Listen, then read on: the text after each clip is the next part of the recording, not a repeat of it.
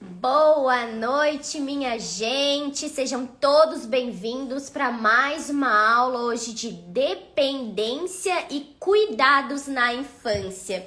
Tudo bem com vocês? Vamos começar aqui. Vamos esperar um pouquinho mais o pessoal entrar.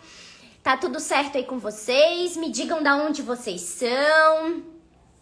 Compartilhem aqui também, ó. Tem uma flechinha aqui embaixo, compartilhe essa live, essa aula com outras pessoas.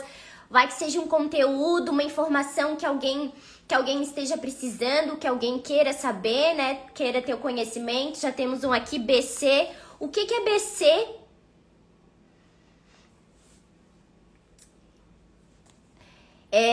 Então, gente, o que a gente vai falar hoje sobre dependência e cuidados na infância? Pernambuco, Balneário Camboriú, tá. Então tá, gente, vamos aí, vamos começando. E o que é essa dependência e esse cuidado na infância? Por que será que isso é tão importante? Mais uma aqui, Tunas do Paraná, Pernambuco, tá certo. Então tá, gente, muito bom ter vocês aqui. Júlio de Castilho, Rio Grande do Sul, é isso? Então, por que será que a dependência é tão importante, né, para as crianças? Essa dependência absoluta que elas têm no início da vida, porque se elas não tiverem um adulto cuidando delas, elas não sobrevivem, né? Então a gente sabe que elas precisam do cuidado de algum adulto. Não necessariamente a mãe biológica, tá? Mas que ele tem uma figura materna, pode ser uma mãe substituta, mas que ele tem esse cuidado contínuo por aquele adulto. Caxias do Maranhão também. Bom, gente, então o que é? A dependência absoluta do bebê e da criança pequena, ela começa desde o momento que ela nasce, né? Na hora que ela sai da barriga da mãe, ela já precisa do cuidado da mãe. Para comer, na hora que precisa trocar fralda, para saber se ela tá com frio, para saber se ela tá com calor, para saber se o que ela tá vestindo tá incomodando. Todos esses cuidados físicos são importantíssimos. Como também, não só esse tipo de cuidado, mas o cuidado também como o emocional, o afetivo, que é o quê? Aquele contato humano que o bebê tem com a mãe. Escutar a respiração da mãe, às vezes tá aqui pertinho aqui onde tá, escutar o batimento cardíaco, sentir o cheiro, às vezes o embalo da mãe, né? Aquele embalinho, ou um som que é agradável. Geralmente a gente faz aquele som imitando o som do útero, né? Que são aqueles ruídos brancos que a gente fala, que é o quê? Muitas vezes é secador de cabelo, máquina de lavar, esses barulhos assim. Deixa eu só pegar aqui o meu rascunho. Gente, deixa eu só falar uma coisa pra vocês que eu sempre falo no início das lives. Eu já até esqueci, mas vou falar agora. Quando a gente faz um tema da live, por exemplo, eu quero fazer alguma pergunta. Bom, que a pergunta seja do tema da live, tá? Se não for, ou você me pergunta depois, me manda por direct, mas daí aqui só pra gente não sair do foco do que é o tema da aula, tá? Então, assim, se tem alguma pergunta que não tenha nada a ver aqui com o tema, me manda depois, tá certo? Se tiver, não tem problema, pode mandar agora, ou se também não se sentir à vontade de mandar aqui, pode mandar depois. Então, quanto mais a criança cuidada, quanto mais dependência ela tem, o que vai acontecendo conforme a criança vai crescendo? Vai diminuindo a dependência dela e vai aumentando a independência. Mas por que a dependência é tão importante e para a criança se tornar independente, ela precisa ter tido um cuidado favorável, mas um cuidado consideravelmente bom para poder atingir essa independência. Essa independência é o quê? É ela confiar nas outras pessoas, ela saber que o mundo onde ela tá é seguro, porque se ela não tem esse cuidado antes, como que ela vai se tornar independente e ter essa confiança, ter essa segurança depois? Então, geralmente quando a gente fala em dependência da criança, o que a gente pensa? Só nos cuidados físicos, né? Corporal. Que é o quê? Higiene, alimentação, descanso. A gente só pensa na parte fisiológica da criança. E a gente não pensa que o cuidado também, e essa dependência que ela tem do adulto, é também a dependência emocional, a dependência psíquica, sim, porque é ali que ela vai formando, se constituindo um sujeito. Então, o nível de consciência do bebê, por exemplo, quando ele tá lá na barriga da mãe, né? Então, esse nível de consciência do bebê, como é que vai acontecendo? Ele depende muito de como a mãe estava se sentindo nesse final da gravidez e também durante o nascimento. Lembra que eu falei aí numa postagem sobre nossas memórias começam aqui, o bebezinho lá no útero. Então, tudo isso vai ter muito peso para aquela criança, porque a criança, ela não tá sentindo o mundo fisicamente, mas ela tá sentindo o mundo emocionalmente. Então, tudo que tá acontecendo em volta dela, ao redor dela, ela tá absorvendo, ela tá sentindo o que tá acontecendo. Por isso que muitas vezes a gente não quer falar ou fica quieto ou não diz o que tá acontecendo pra criança, mas a criança já tem essa percepção, ela já sabe o que o adulto tá sentindo, como o adulto tá como que ele tá se manifestando emocionalmente. Então, devido a essa dependência absoluta da criança, ela sente quase que absolutamente tudo que tá acontecendo ao redor dela, tudo que acontece. Então, e tudo que vai acontecendo com essa criança, ela pode não lembrar lá no futuro, mas as experiências, elas vão sendo armazenadas na memória dela. Então, se foi uma experiência boa, se foi uma experiência ruim, vai ficar lá na memória dela. Tem um pediatra e psicanalista inglês, britânico, né? Que ele fala assim, quando tudo ocorre bem, durante o período de cuidado da criança, do bebê, ela não lembra quase de nada. Mas quando acontece uma falha, um problema, qualquer coisa de errado que tenha saído nesse período de cuidado e dependência da criança, ela nunca mais vai esquecer. Não que ela lembre exatamente de toda a cena, né? Mas alguma coisa vai acontecer ali com a personalidade dela, né? Nessas questões assim psicológicas e emocionais.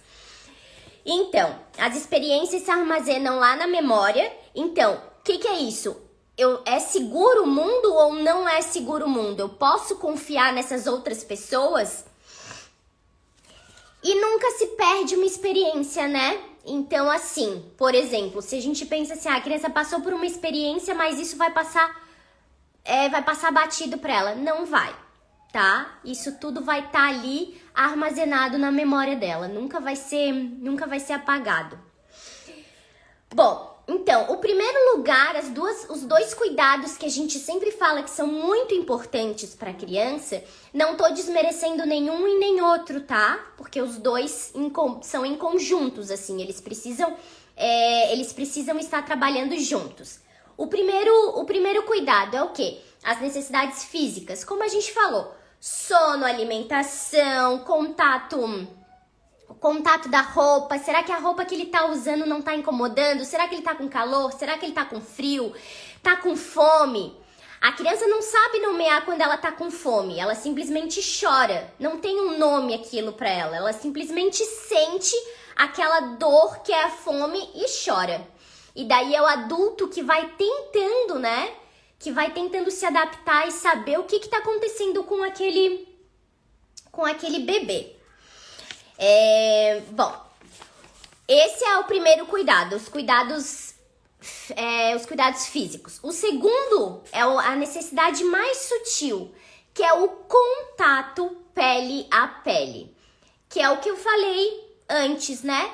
O som da mãe, da respiração, o batimento cardíaco, aquele toque, aquele contato, né? Às vezes a mãe, quando vai dar banho no bebê, também toma banho junto com ele, então já tem aquele contato. Na hora que vai amamentar, ou quando vai andar no sling com a mãe, né? Que é muito importante também. O sling tem uma importância para a criança muito grande, porque tu coloca o sling e a criança fica naquele contato e você não fica, né, segurando, às vezes muito se cansando. Então, o que é muito... Deixa eu ver aqui da Andressa. Andressa, você segura essa pergunta aí, tá? E daí, no final, eu sempre dou um tempinho pra quem quiser perguntar alguma coisa. Tá certo? Aí, no final, você volta com a pergunta que daí eu respondo pra você. Bom, quando esse bebê, por exemplo, ele é deixado para que ele se vire como se fosse, deixa ele aí, ele que se vire com os próprios recursos que ele tem. Ou seja, quando ele é deixado chorando muito tempo sozinho, aí ele começa a reclamar, ou resmungar, né? Ou chorar demais, aquele choro, sim, desesperado. O que acontece? Gente, essa experiência do bebê, isso pode ser coisa de minutos ou de horas. Deixei meia hora. Eu já escutei, tá? E eu já tive, eu já ouvi falas assim, né? O bebê não dormia de noite e eu queria que ele dormisse, então eu deixei ele lá chorando. E a criança ficou chorando 30, 40 minutos. Então agora eu vou dizer aqui pra vocês qual é o nome dessa experiência pra criança. Porque só dá pra usar esse tipo de palavra pra dizer a experiência que a criança passa quando ela fica esse tempo todo sozinha, tá? E ela é deixada assim, chorando, sem nenhum contato. Ser feito em pedaços. Ele pensa que ele tá sendo feito em pedaços. Cair pra sempre. Essas são as experiências, tá, gente? Morrer, morrer e morrer. É isso que o bebê vai sentindo. E perder a esperança de ter novamente um contato humano. Então, quando esse bebê, por exemplo, de 2, 3 meses, tá? É deixado lá no berço. Eu sei, gente, vou fazer um parênteses aqui. Eu sei que é difícil quando a criança acorda muito, né? Muito à noite. Meu Deus, a gente fica cansada, a gente tá exausta, a gente, né, tá virado assim num zumbi, pra dizer a verdade. O que acontece quando a gente deixa aquela criança lá chorando? Primeiro que também ela começa a ficar muito estressada. E qual é o hormônio do estresse? O cortisol. O que vai acontecendo? Ele vai liberando na corrente sanguínea da criança. Então ela vai ficando num alto nível de estresse.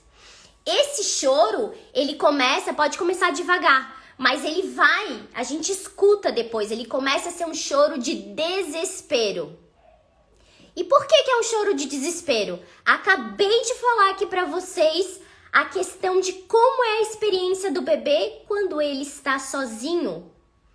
Ele pensa, tô aqui sozinho, ninguém vai me cuidar, então assim, eu tô deixado aqui mesmo, né?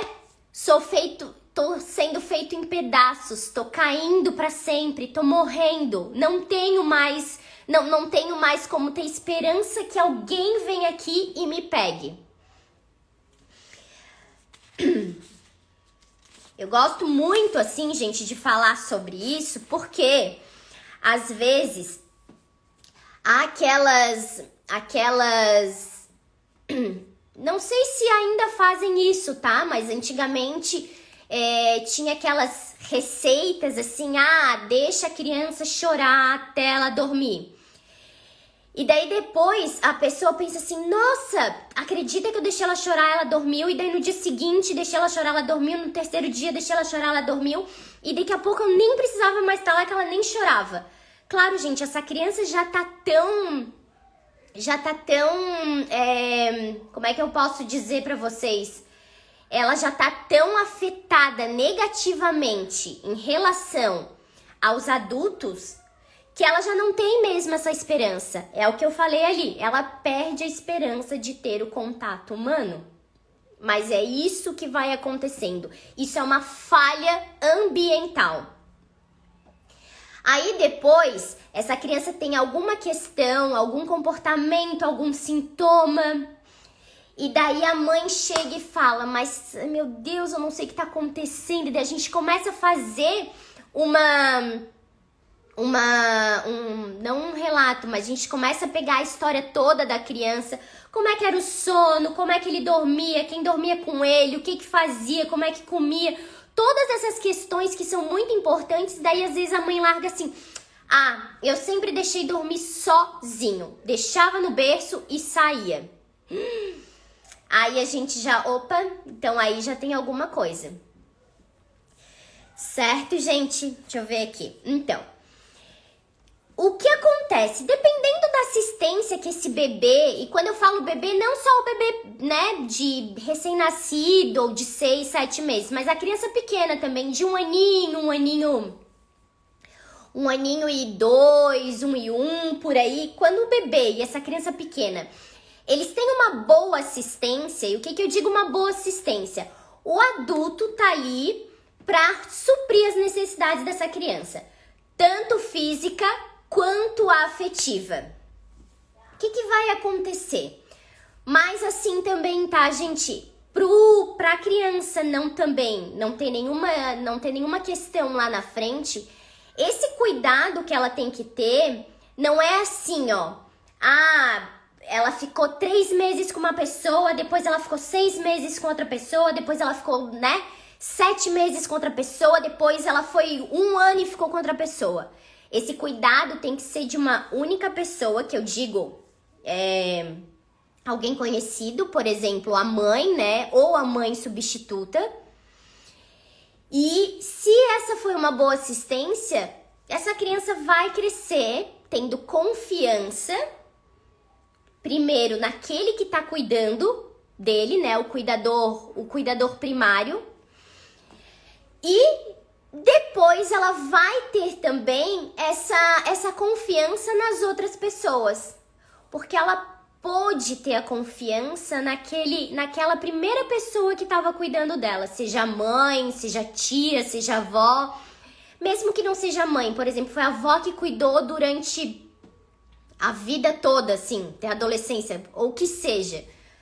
Ele tem esse apego com a avó. Se a avó deu boa assistência, ele tem essa ligação, essa segurança no mundo e nas pessoas, porque ele teve essa segurança com a avó. E por que eu digo, gente, que esse cuidado não pode ficar assim, 1 mês com uma pessoa, 2 meses com a outra e assim ir passando? Porque isso também não é tema dessa aula, tá? Mas a gente pode falar sobre isso em outra... Eu acho que eu tenho um vídeo no canal do Psique que fala sobre isso, tá? Sobre a privação da mãe. É o primeiro vídeo, eu acho, Acho não, tenho quase certeza. É o primeiro vídeo do canal Psique. O que acontece? Quando essa criança fica passando, por exemplo, vai pra um, vai pra outro. Por exemplo, aonde que acontece isso, gente? Orfanato. Não tem uma pessoa só cuidando, tem várias pessoas cuidando. E se vocês já notaram, quando essas crianças estão em orfanatos, o que acontece? Elas geralmente se apegam a uma pessoa, uma enfermeira, uma cuidadora, uma figura ali daquele lugar. E se essa pessoa acaba, por exemplo, vai embora, não vai mais trabalhar lá, essa criança vai voltar a sofrer de novo, ela vai sofrer outra privação, porque ela já teve a primeira, da mãe ou do cuidador primário. Ela vai sofrer a segunda, e assim ela vai sofrendo privações. Existe um livro, não tá aqui. Eu acho que não... Vou dar uma olhada se tá aqui, gente, que daí eu mostro pra vocês, tá? Não, mas ele não tá aqui. Privação e delinquência, que é exatamente sobre isso. As crianças que foram privadas do cuidado materno, do cuidado da figura primária, né? Quais foram as consequências lá na frente? Porque não tiveram esse cuidado constante, não era estável esse cuidado. Tá, falei da boa assistência, dependendo da assistência que a criança tem. Agora, quando acontece algum tipo de falha ambiental, e o que eu digo de falha ambiental? Uma das falhas ambientais é essa, ela ir passando para várias pessoas, para vários cuidadores, entende? Ela não consegue se apegar a ninguém, porque uma hora ela tá com uma pessoa, outra hora ela tá com outra pessoa. Não só orfanato, só voltando um pouquinho, mas crianças também que vão mudando de lar adotivo. Por exemplo, a criança fica um tempo com uma família, aí depois a família não quer mais. Vamos dizer que isso acontece. Daí volta a criança pro orfanato, daí vem outra adota. Aí passa de novo, volta de novo a criança pro orfanato. Gente, parece brincadeira isso, mas acontece. Não tem problema interromper, tá, Natália? Só digo, segura ali a pergunta, tá? Dá um Ctrl C e depois coloca um Ctrl V aí pra me perguntar, que daí nós já estamos quase finalizando aqui essas questões e daí vocês podem trazer as perguntas, tá? Falha ambiental, dependendo da gravidade, do grau da gravidade dessa falha, o que vai acontecer com essa criança? Ela pode ter a sua personalidade, o seu ego, aquela instância psíquica, né? O id e o ego, que é o princípio da realidade. O que acontece? A personalidade dela vai ser deturpada, deformada, porque ela teve falha ambiental. Tá, Amanda, e o que isso quer dizer? Bom, que essa criança pode ter alguma questão lá na frente, emocional, psicológica, algum transtorno, alguma coisa. Eu não estou dizendo que isso é regra, tá, gente? Isso pode acontecer. Não quer dizer que todas as crianças vão acontecer isso. Porque muitas vezes as crianças passam por alguma falha ambiental e de repente tem depois um ambiente seguro, por mais que seja algum tempo depois, tá? Mas é sempre bom a gente tá prestando atenção no que são essas falhas e como que os adultos respondem a essas falhas ambientais.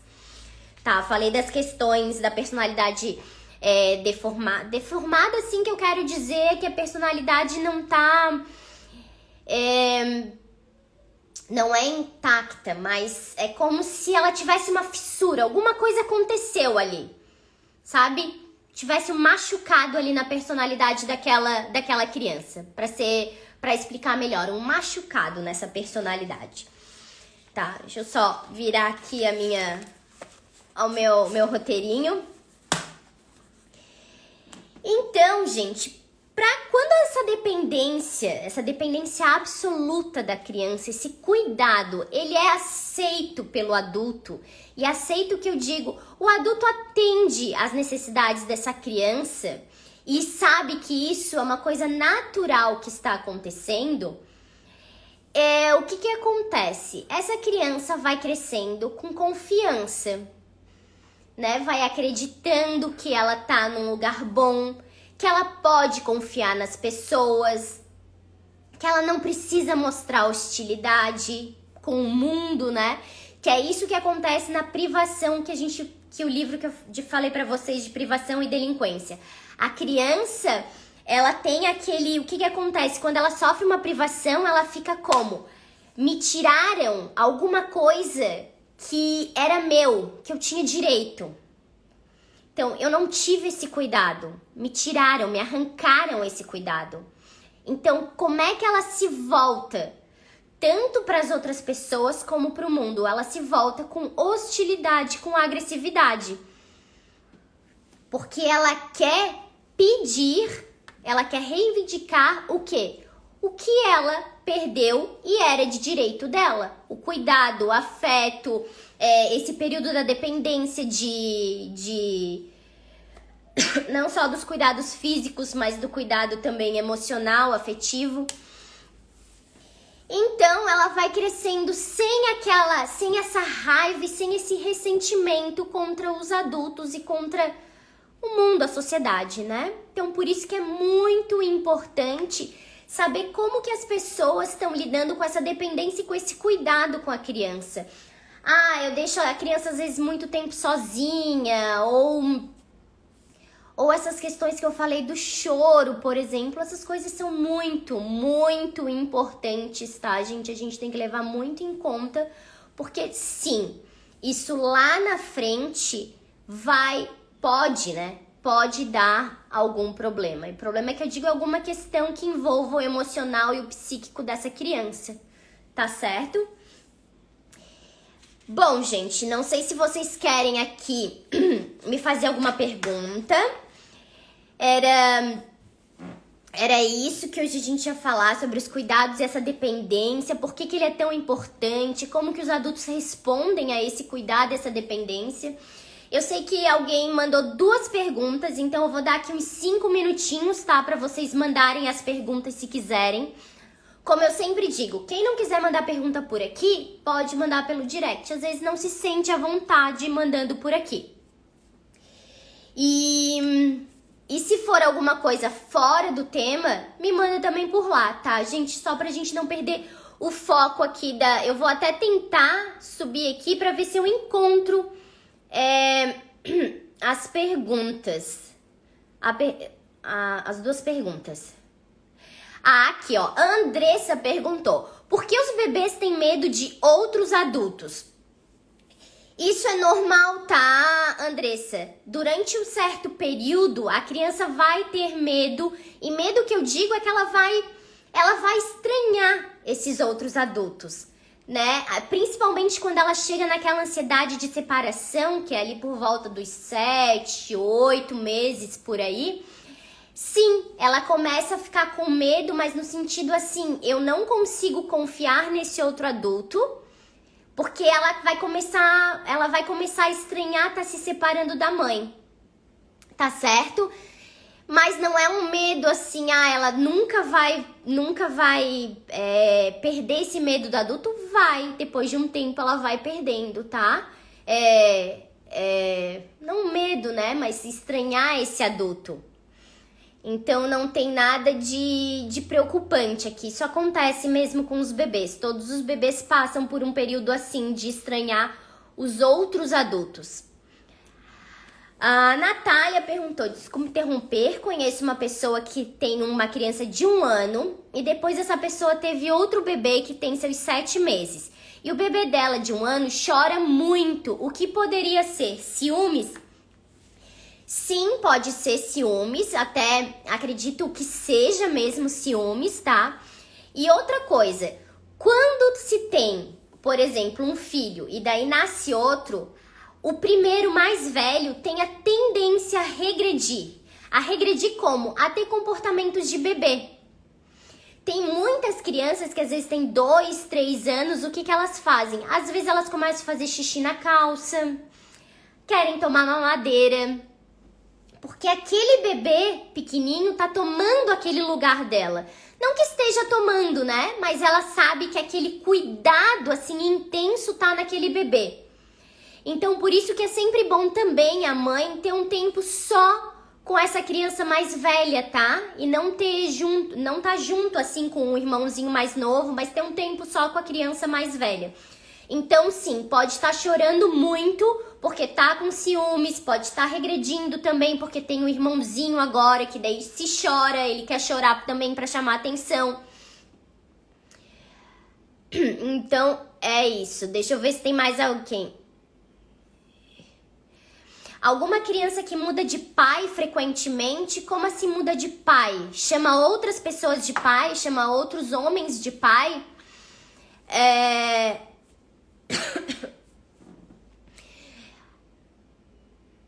Eu não sei quem perguntou arco-íris, mas só me diz isso. Se a criança vai chamando outros homens de pai, ou como assim muda de pai frequentemente, ou assim a mãe, por exemplo, tem relação com outras pessoas.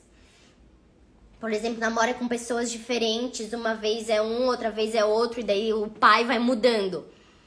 E a criança como é que vai ficando com essa questão, né?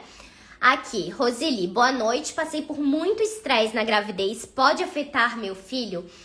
Gente, assim, ó, nós nunca estamos imunes a essas questões de estresse, de nervosismo, de alguma coisa acontecer. Por exemplo, aconteceu um acidente de carro, alguém faleceu na família, que é, assim, uma experiência que pode ser muito dolorosa para a pessoa. Então, a gente não tá imune a isso, tá? Sim, pode sim afetar o bebê, mas não quer dizer que isso vai acarretar algo grave lá na frente para ele. Vai depender como você vai responder a esse estresse. Por exemplo, tive o estresse, a criança nasceu. Como que você tá lidando agora com isso? Como que tá sendo esses cuidados? Ou mesmo no período da gravidez, tu teve o estresse, mas daí o que tu começou a fazer? De repente, eu tive muito estresse e comecei a fazer terapia para amenizar, para conseguir lidar. Então, assim, esse sentimento também vai indo pra criança, de tu tá tentando trabalhar, de tu tá tentando resolver essa questão, de tu tá se aliviando com isso, tá certo?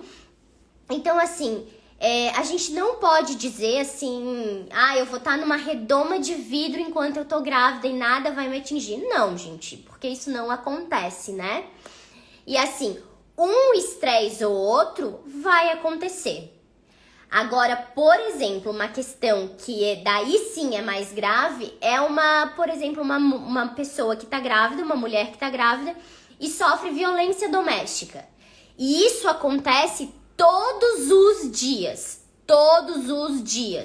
Ou se não acontece todos os dias, acontece duas vezes na semana, 3 vezes na semana, vamos dizer, tá? Aí sim, essa pessoa tá sempre com um nível de estresse altíssimo.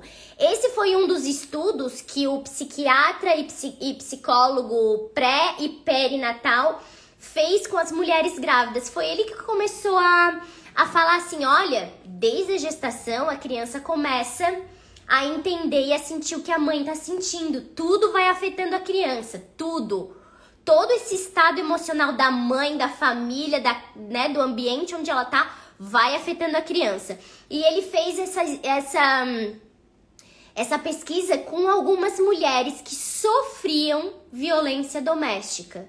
Então, sim, essas crianças depois tinham muito mais predisposição a terem comportamentos agressivos, a terem comportamentos delinquentes.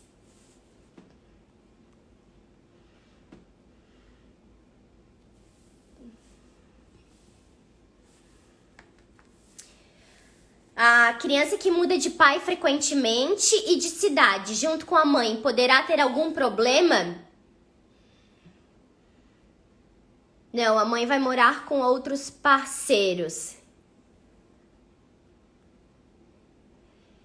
E daí ela chama de pai, a criança chama de pai.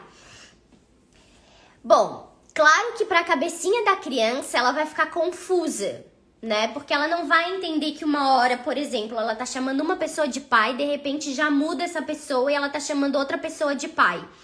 Ou então a mãe não fique falando para a criança que essa outra pessoa que está ali é o pai dela. Entende? Ela pode chamar pelo nome, não precisa chamar de pai.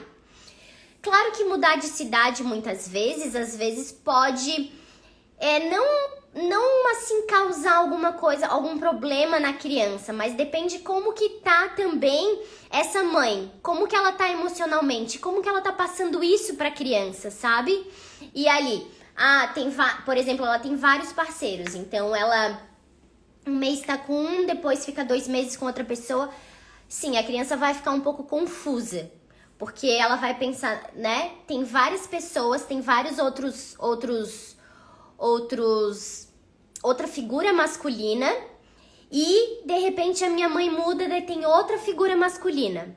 Então, na verdade, quem que tá fazendo esse papel paterno para ela, essa figura paterna, né? Então, não digo que vai ser alguma coisa grave, eu não digo que vai ter também, né? Mas é como essa mãe também vai estar lidando com essa questão de mudança desses parceiros, né? Como que ela tá verbalizando, expressando isso para a criança, quando muda de cidade, quando muda de parceiro. Ela fala para a criança chamar esses parceiros de pai. Como que esses parceiros dela também estão tratando essa criança. Como que é o cuidado também dos parceiros com essa criança. A alternância de guarda entre os genitores é prejudicial para o bebê de 8 meses? Por exemplo, ele fica uma semana com um, uma semana com outro, é isso? A Samara perguntando. Ou, por exemplo, fica com a mãe e fica 2 dias com o pai. Ou o pai vai visitar uma vez na semana. Que voz de criança eu gostei.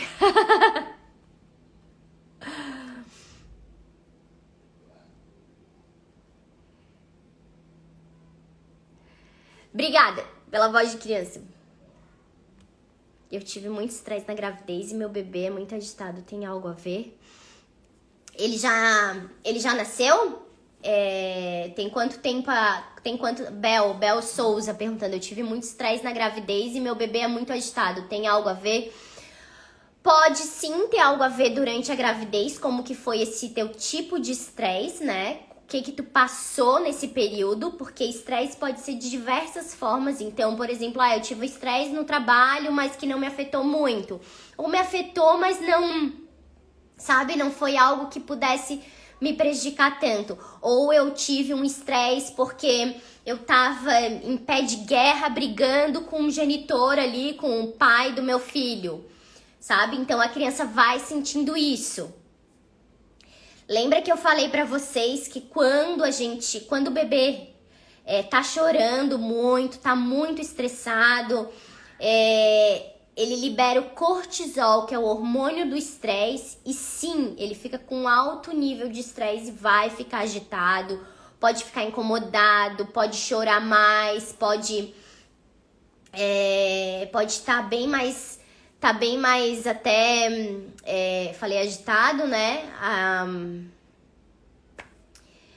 Hostil não, agressivo.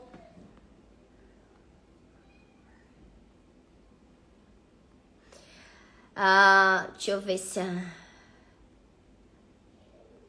Imagina, gente, de nada. Vocês que são, isso. Tá, fica um pouco com o pai, fica um pouco com a mãe. Olha, Samara, lembra que eu falei que nesse período aí, 7, 8 meses, nesse período da ansiedade de separação que começa aí a criança ter, né? Porque ela vai começar a se separar da mãe, vai estar vendo, realmente eu não faço parte da minha mãe. Então, sim, ela vai ter esse período dessa ansiedade. Então, assim... não tem problema porque é o pai, tu é a mãe, né? Mas que ele fique assim, eu não sei se ele fica mais tempo contigo ou mais tempo com ele, sabe? Então isso também teria que ver. Mas não tem tanto problema assim não, tá? Porque é claro que o bebê pode sentir tua falta. Então, às vezes, assim, por exemplo, ele tá com o pai e de repente ele tá chorando muito, tá sentindo muito a minha falta. Não força, assim, muito a criança, então, a ficar ali, por exemplo. Tá com o pai, mas tá com saudade da mãe. Então, volta, fica com a mãe, porque esse período ainda eles são muito novinhos. E lembra que eu falei, assim, da alternância de cuidados, no sentido assim, ó. Você é a mãe, ele é o pai. Então, não tá sendo ninguém diferente. Tá certo? Agora sim, se de repente ele fosse contigo, aí depois ficasse um mês com a avó paterna, depois 2 meses com a avó materna, e assim fosse trocando, aí sim tem mais problema, tá? Mas assim não. Semanalmente, tá? Então ele fica uma semana contigo e uma semana com ele. Não, e assim, se vocês tiverem aquele... o contato no sentido assim, ó, ele tá com o pai, por exemplo, ou ele tá contigo, telefonarem, fazerem videochamada, estarem se vendo, né, pra criança tá sabendo que você ainda tá ali presente, não que simplesmente ele tá com o pai e que você não tá mais ali, tá certo? E de repente também dá um objeto de transição nesse período, tá? Objeto de transição é o quê? Aquele objeto que a criança tem e ela vai para tudo quanto é lugar. Ele é o substituto da mãe nesse período, tá? Então, por exemplo, quando a mãe não tá, a criança geralmente pega esse objeto de transição. Então, se ele tiver um objeto de transição, também é muito bom. Porque faz exatamente isso, ajuda nessa transição da dependência para a independência, para a separação.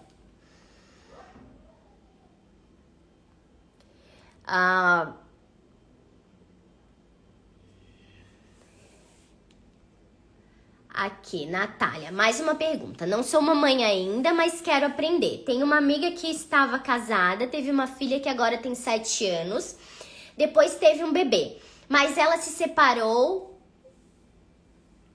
e teve que deixar a criança com o pai. E justamente no dia da mãe, no dia das mães, ela não pôde comparecer. Como isso tudo pode afetar ela? Ela se separou. Peraí, deixa eu ver se eu entendi, tá? Toda a pergunta aqui, daí tu me disse é isso ou não. Ela se separou do pai da menina de 7 anos, aí ela deixou a menina de 7 anos com o pai, e daí ela casou com outra pessoa e teve outro bebê, é isso?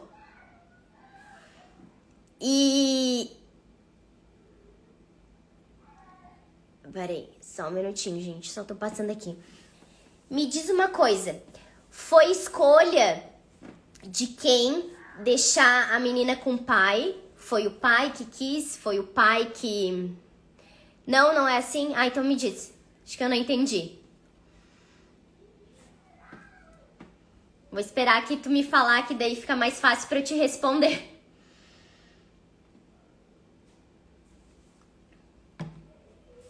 Ou, por exemplo, ela vê a mãe de vez em quando. Também tem uma... Ela se separou do marido e deixou a filha de 7 anos com o pai. Tá, isso daí eu entendi. Mas é isso que eu quero saber. Ela teve outro bebê, é isso? Deixa eu ver aqui. Ó, depois teve um bebê, mas ela se separou. Teve que deixar a criança com o pai. Eu quero saber se esse segundo bebê... Se esse segundo bebê que você falou é do mesmo pai ou é de outro pai. E daí ela deixou a menina, por exemplo, de 7 anos com o primeiro pai, e daí ela tá com o segundo pai, que é do bebê.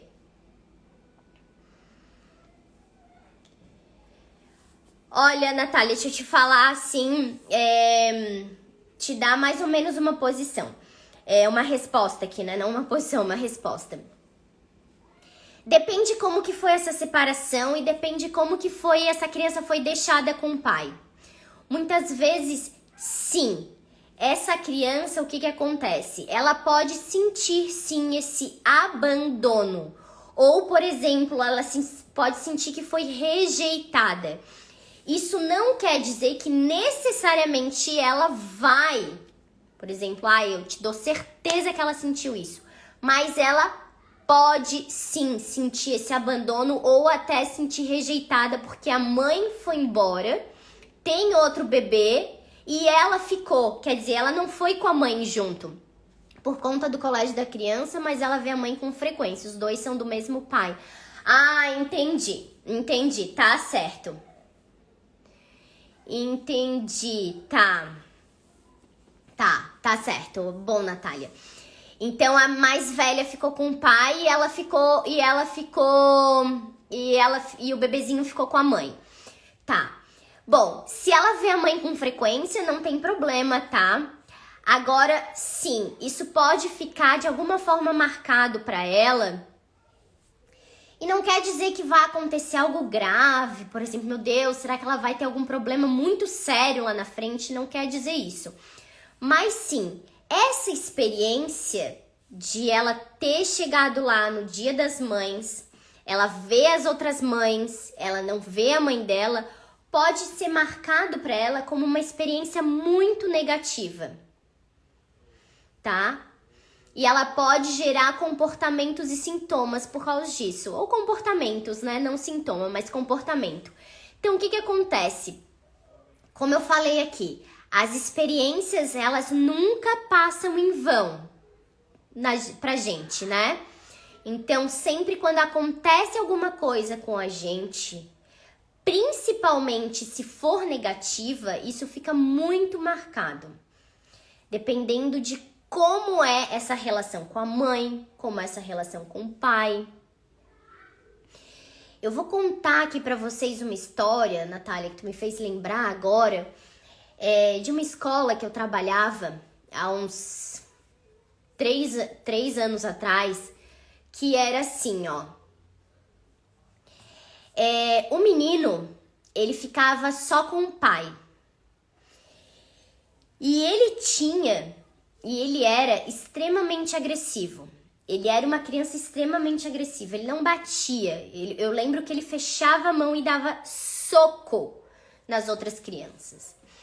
Bom, e eu sempre querendo entender o que tinha acontecido com a história dele, era claro, porque ele tinha um comportamento muito agressivo e não era natural aquilo. Ele machucava as outras crianças.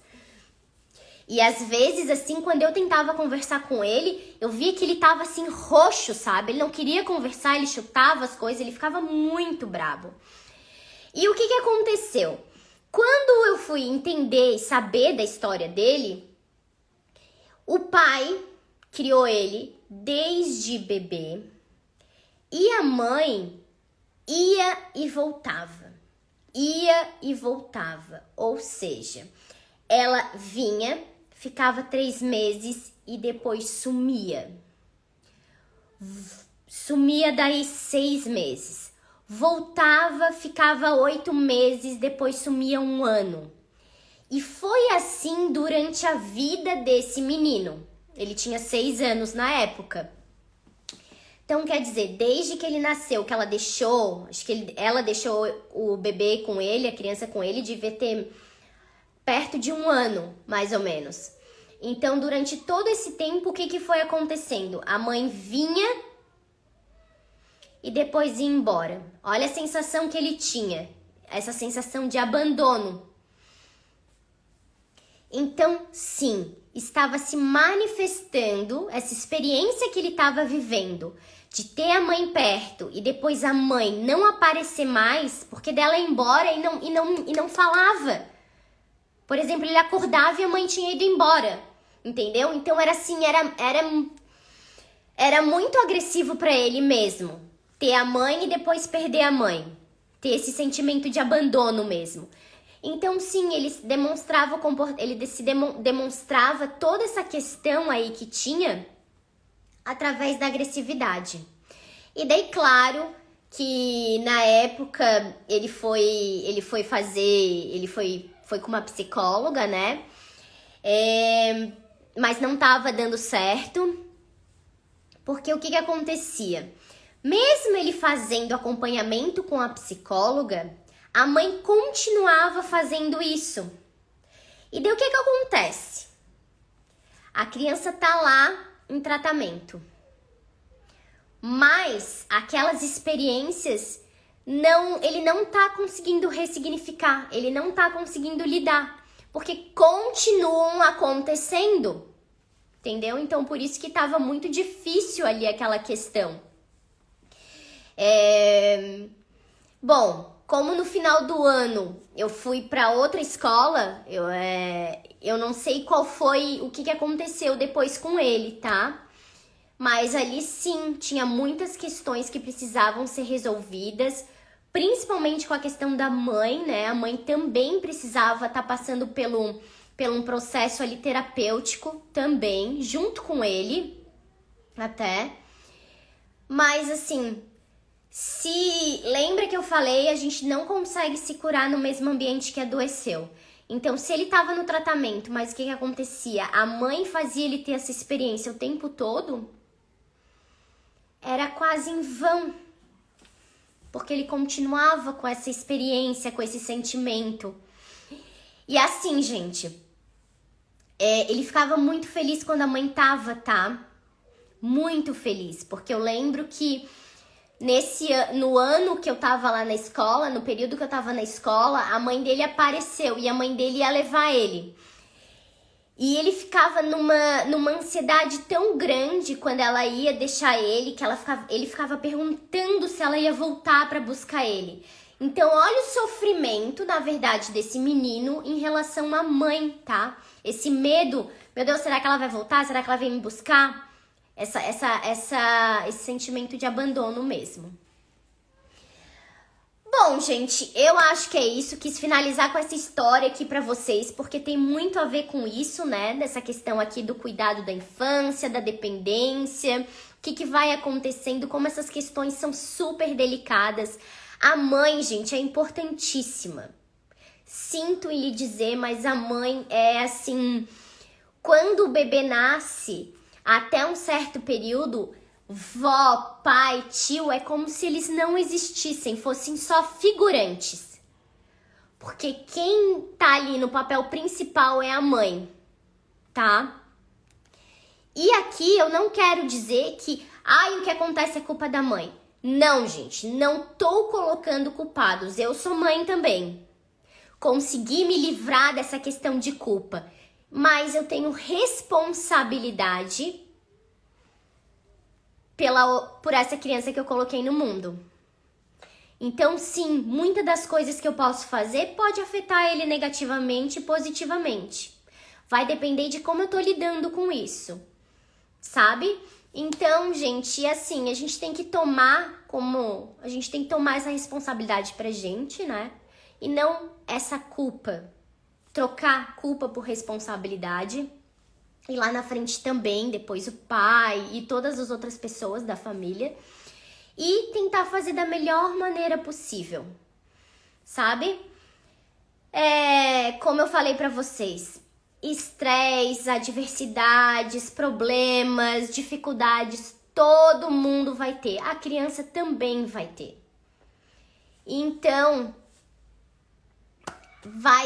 vai ser a forma como a gente lida com isso e está com ela, como a gente está auxiliando, orientando, ajudando essa criança a lidar com isso também.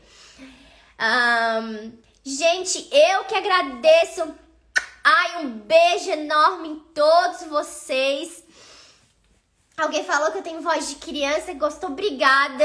Vou falar que às vezes é meio até estranho, por exemplo, alguém chega e toca o interfone aqui de casa, né? Tenho uma encomenda, por exemplo, agora contar uma historinha aqui pra vocês, já que falou da voz de criança. Tenho uma encomenda.